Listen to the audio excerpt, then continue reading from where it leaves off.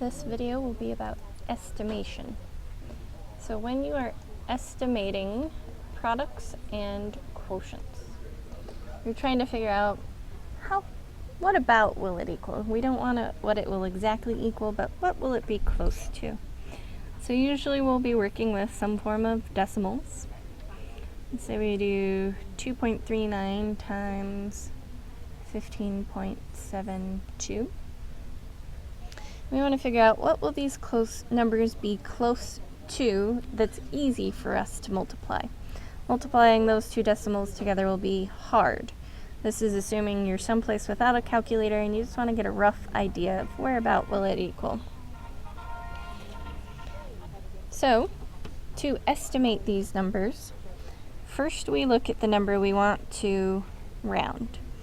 2. That it will either remain or 2 or change to a 3 depending on the number next to it. Next to it is a 3. So the 9 actually has nothing to do with the problem for the estimation part. The 3 will tell us whether we take the 2 and leave it how it is or round it up to a 3. If this number is smaller than 5, if it's 4 or less, 2 will stay the same. If the number next to it is 5 or above, then the number in front, there we go, now the box is gone. Then the number in front will go up. So 3 is smaller than 4, we stay the same. This will just stay a 2. If it's 5 or above, we round up 1. So same thing here, we have 15. Next to it is a 7. Again, the 2 is not going to help us at all with our rounding.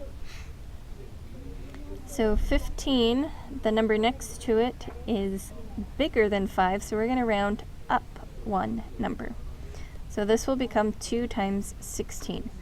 That's a lot easier for us to multiply. That would be 32. So our original problem is about 32.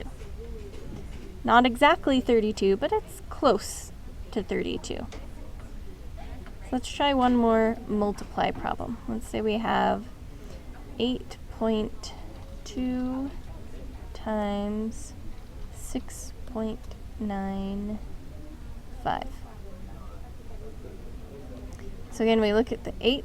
That's what we want to round. The number next to it is a 2.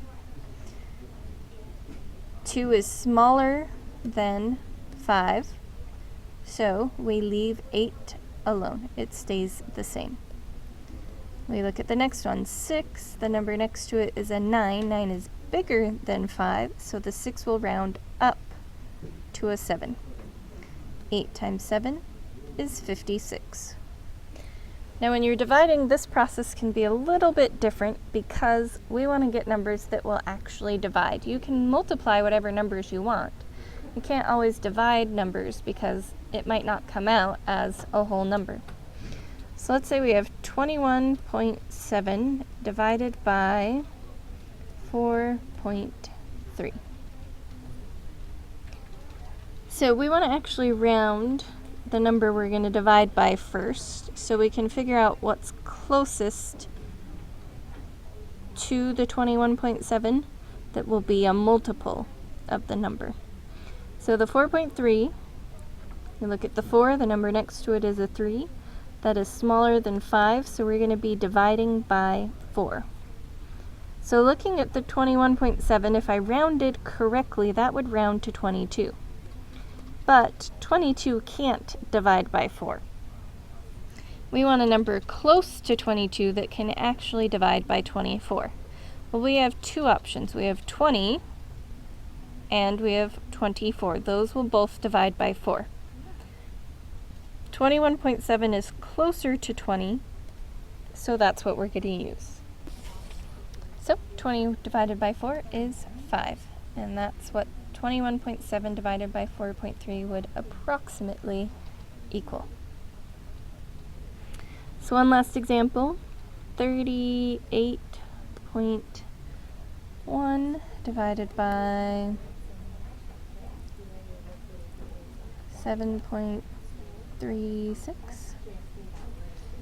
So looking at the 7, next to it is a 3, so this stays a 7.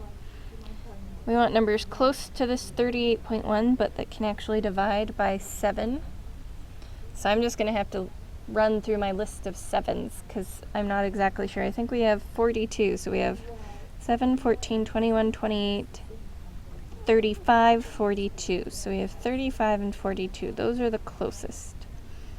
35 will be closer than 42, though. So we're going to use 35 divided by 7, which is 5 again.